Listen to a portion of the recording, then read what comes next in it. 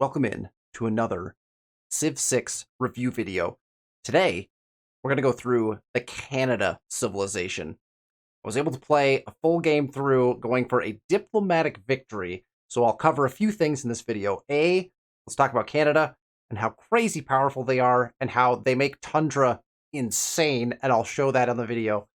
And B, let's talk about how to get a diplomatic victory and where we went wrong, so it took us a little longer, and how we can kind of do it in a faster, more efficient way. Those are the things I want to cover today as we cover Canada in Civilization 6. So let's jump into the game.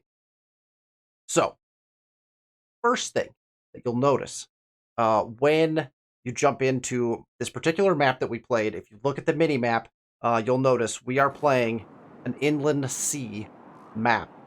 Now, in order to properly optimize Canada, I actually set it for cold temperature.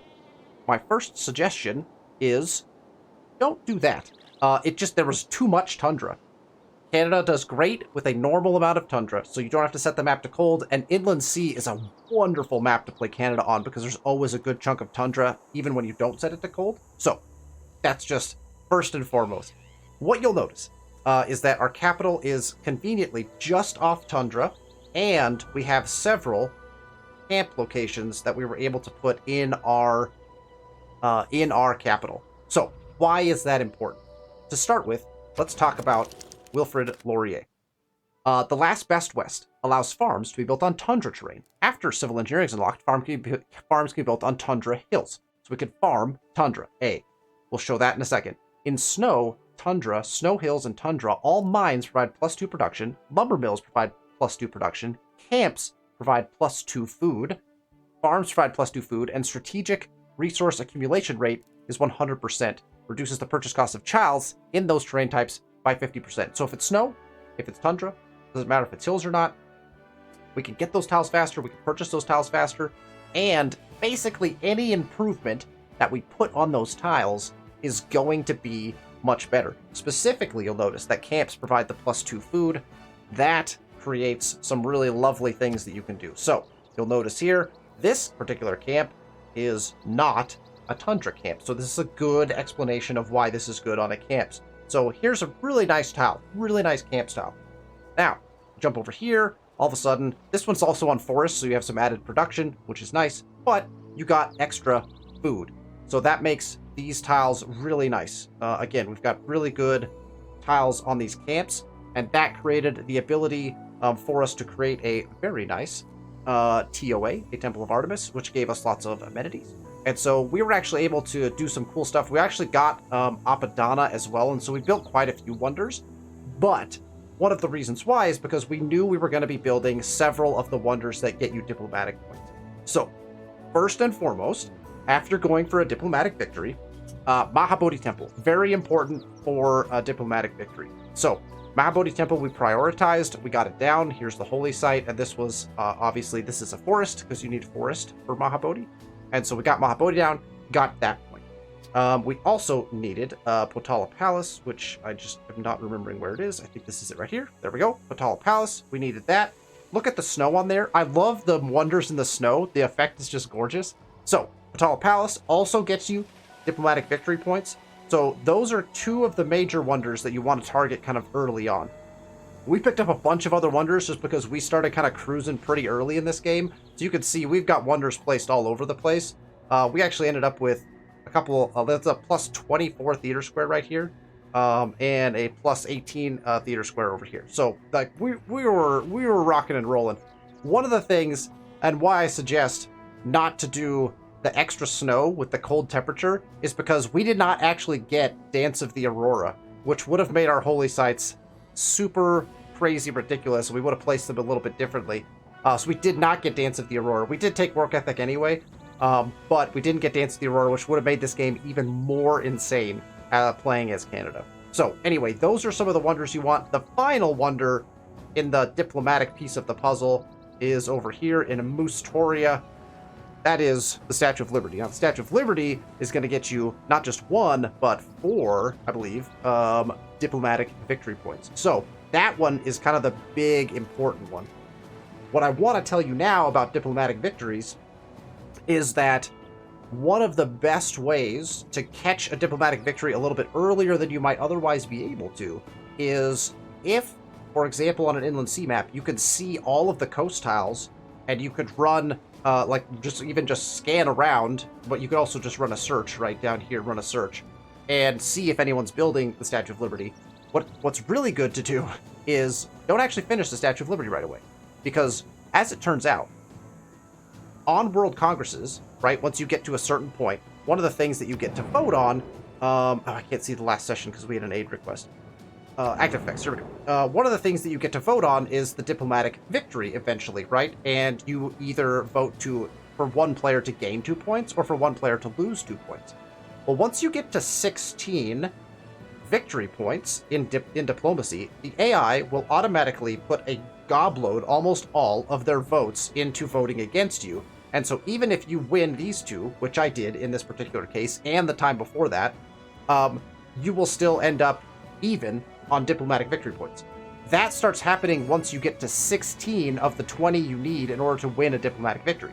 So, typically, the suggestion, which I did not know at the time and I now know, is if you don't have to build the Statue of Liberty, like, in other words, someone's not competing for it with you, then just hold on, because when you get to this particular part where you get to vote for yourself, it's easy to win those 2 points if you're at 15. So the goal is get to 15 diplomatic victory points, then win a Congress, right? So that gets you 1, 2, 3, 4, if you can win it all. That takes you up to within range of, then you just have to finish Statue of Liberty for the win. That would be my biggest, like, diplomatic victory suggestion. So I actually played a couple turns past the win, so I think it was a turn 267. It was a turn 267 win. I think if we would have played this a little smarter and done this strat with the Statue of Liberty and not quite finishing it until that first Congress that happens, which I believe is the modern age, or the modern era Congress, that you start having that diplomatic victory point voting condition. If we would have waited and done that strat, we could have probably won this easily like 70 turns before we actually did. As it stood, we ended up in that deadlock where they were voting against me, I was voting for things, and so we just ended up canceling each other out. So we were waiting for aid requests. We finally got an aid request that got us the win. They're also in the civics tree. There's also something that gets you a victory point, which I believe is somewhere in here. Yes, right here.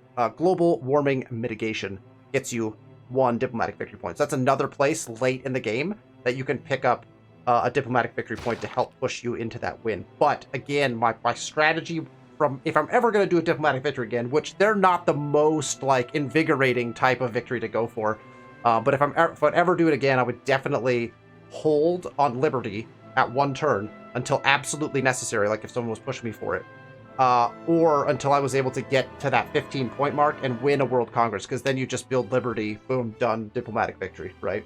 So that would be a suggestion there. Let's talk about, regardless of whether you're going for a diplomatic victory or not, let's talk about why Canada is so powerful. So Musaranto is an excellent example of this. Here is St. Basil's Cathedral. St. Basil's, as you know, benefits tundra tiles. Look at the yields on these tiles. This is tundra. This is an 8-food farm with a culture and a production on tundra. This is a lumber mill. 2 food, 8 production on a lumber mill, plus again the St. Basil's, the culture. So what you're looking at is that bonus right here, right? The best part about Canada is this last best west. We're putting mines down at +2 production if it's on tundra. We're putting lumber mills down at +2 production if it's on tundra. Camps and farms at +2 food, and we could build the farms on the tundra. It makes tundra absolutely incredible. So if you look down here, this city, Musafax, we settled this city, I can't even remember, maybe like 40 or 50 turns ago or something like that, late game. It wasn't that long ago. This city has no aqueduct, it has no access to water, it has nothing for housing or food. All we did is just build farms. We just built farms, and that is what fueled the growth in this city. This city has 17 people. It's huge.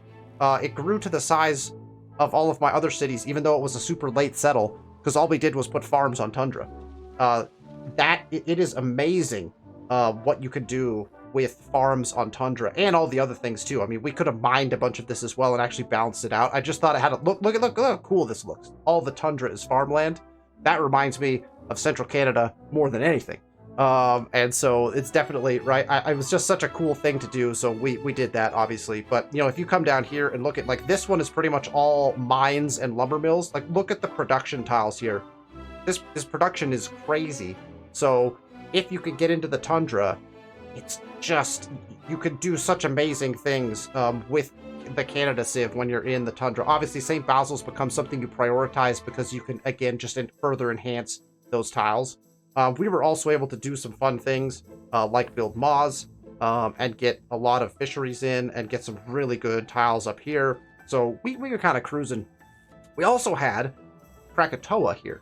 Now, I will tell you, Krakatoa erupted at least 3 times. I only remember 3 of them because 3 times it actually wiped out 6 population apiece 3 times. And once it did it within a turn of each other. It killed 6 people, and then the next turn it erupted again and killed 6 people. I lost at least, at bare minimum, I lost 18 population to Krakatoa eruptions. Was that worth it? Probably, because look at these tiles. I mean, they're absolutely gorgeous tiles that we were working the whole time. Unfortunately for us, like, it was only 1 tile that was getting benefited by the eruptions, right? So Krakatoa, man, when it erupts, it wiped out my population. I had King Moose go from, I think, like 17 people over the course, and then all of a sudden it was at what, like 4 people or something like that. It was wild. So watch out for Krakatoa. Lovely tile to work, but your people will be in danger. So that is kind of that part that I want to talk about Canada. Let's review some of their other things just really quickly that are not definitely, they're there. They're just not, in my opinion, quite as important. So we have the 4 Faces of Peace, cannot declare war on city-states or surprise wars. You have to know that going in. You can't declare war on city-states, and you can't surprise war. But surprise wars also can't be declared on you. This, in my opinion, makes Canada one of the optimal civs if you're first getting into deity, like a deity-level gameplay. Not being able to have surprise war declared on you is really nice, because that's usually a really challenging piece of the early game for players that are trying to get into deity-level play. So that might be just an option for kind of, if you're looking to get into deity, maybe give Canada a shot, because you avoid those surprise wars. You also get diplomatic favor based on tourism, which is one of the reasons why I wanted to win a diplomatic victory with them, and plus 100% diplomatic favor from successfully completing emergency or scored competitions, which, again, is that really important? Not particularly. Does it really lend itself to diplomatic victory? Not particularly. It's fine. But that's why I kind of went that way with them. Also, it was our first ever diplomatic win on deity. We'd gotten all the other types done already, and so I just wanted to get that done. The Mountie is a really nice unit. I know I'm going to read some stuff that you can't see now for a second, but the Mountie is quite nice. It's a really good defensive unit, and it makes national parks. So instead of naturalist, you can make national parks with your Mounties. And so then once your national parks are made, you have a nice unit that you can use to defend in your country. The other thing that I love about Canada is that their unique building is an ice hockey rink. So I'll read it to you. Ice hockey rink, +1 amenity, +1 culture for each adjacent tundra, tundra hills, snow, or snow hills tile. Provides tourism and culture, tourism from culture, once flight is unlocked. +2 food and production, once professional sports civic is unlocked. +4 culture, if adjacent to a stadium building, can be built on tundra, tundra hills, snow, and snow hills, 1 per city, +2 appeal. Jeez, that's a lot. That's a whole bunch of different things that the ice hockey rink does. It gives you amenities, it gives you appeal, it gives you culture, it gives you food, it gives you production, and it gives you tourism. All of those things from the ice hockey rink. So we were able to do a couple of cool things with the ice hockey rink. You can see here, we've got our entertainment complex with our stadium in it. And so here are our lovely ice rinks that we surrounded it with from 3 of our different cities. 3 food, 2 production, 10 culture on this one. These ones have a little extra production as well, just because of the tiles they're on. Those are big value numbers, right? So again, you kind of got to set that up, which was fun to do. We set it up over here as well, right? Here's another entertainment complex with the stadium, and then we set up the beautiful ice hockey rinks around it to maximize that. But you can see that you can get culture out of hand really quickly if you are playing as Canada. In fact, you can see by the end of the game here, we were running 3,260 culture per turn, which is super excellent. And again, you can see that that is way, way higher than what anyone else is running. We also, if you're looking at my yields and my bank going, what the heck were you doing? Because of the situation we found ourselves in with the World Congress and them constantly zeroing us out, we ended up needing an aid request to win the game. So an aid request popped up. We just set all of our cities to running aid requests, and we just pressed the next turn button a bunch. I bought every building in all of my cities with my money, and then we were just end turning for about 35 turns. And so we ended up, like, I don't think you can read this, but even this is a second aid competition that started. So I was running projects for both of them simultaneously. We have 26,475 points into this aid competition. When we won the game, the aid request that we were working on, we had 36,000 points into it, and we didn't put a penny into it because we were just running aid requests in all of our cities. So that's how the bank got so big. 33,000 faith and 147,000 gold. But you could see our yields per turn were pretty good, and that's why they jumped up so high. We were also hard focusing diplomatic points, diplomatic favor. So 6,477 was what we had in the bank at the end. We did that by taking owls and then just sending, obviously, we were sending trade routes out to our city-states as much as possible to gain those suzerainities, which help gain us more diplomatic points. More suzerainities, more diplomatic favor, right? And so that was kind of how we played it, was get lots of diplomatic favor, so that we could win all of the diplomatic points from the Congress. That worked out most of the time for us. I think we were wrong like maybe 1 or 2 times throughout, which again kind of cost us a lot of time. But we never cheesed it. We never like did a save scum or anything like that to get the points. We toughed it out all the way till turn 267 for the win. But I hope that what you can see is that Canada is a very powerful civilization to play if you get Tundra. If you don't get Tundra, they're kind of like, meh. And they're fine, nothing wrong with them, but really, in order to take advantage of them, you need to settle on Tundra or adjacent to Tundra. You can quickly see that if you've got a river, and the ability to improve Tundra tiles, you can kind of make a city just about anywhere with Canada in the Tundra area, and so that makes them really fun because it's kind of a unique style of gameplay. Obviously, Russia also has lots of great Tundra bonuses, and so you could play a good Tundra game with Russia, but Canada, because of the way you can improve these tiles and build farms on them and these types of things, man, it just becomes a ton of fun. And as you can see, we just ended up going crazy with building farms just because, again, we were just ending turn, and so we built some builders and just crushed out some farms across our land, which ended up being really cool as we were doing that. So we just got some really good yields and had a lot of fun playing Canada. I would definitely encourage, if you have not tried them, to give them a shot. And like I said, if you're looking to get into deity gameplay, I think because of the No Surprise Wars piece, it does make deity a little more palatable at the beginning because you can't have that like quick rush from a Civ. You'll always get that 10 turn or 5 turn denouncement, right? Where you're going to have time to prep for a war and not just drop at the very beginning. So I think it can be a really fun Civ to play. It's also relatively easy to understand. I mean, just improve Tundra tiles, put improvements down, right? And again, if you're going for a diplomatic victory, my big strat suggestion is get to 15 diplomatic points, then finish Statue of Liberty after you've had the get to 15, and then at a Congress, push yourself above that so that you can finish Liberty before that. Again, if someone is pressing you for Liberty, you're probably going to have to just build it, but you can always be checking that. At that point in the game, you probably have enough exploration done that you can just make sure no one else is building it.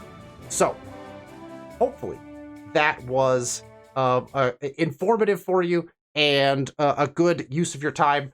Thank you for watching the video. If you would like to see more content, please feel free to subscribe to the channel. I do a lot of Civ 6 and Humankind review videos. So if you liked it, please hit the thumbs up, subscribe to the channel. Thank you so much, and I will see you for the next video.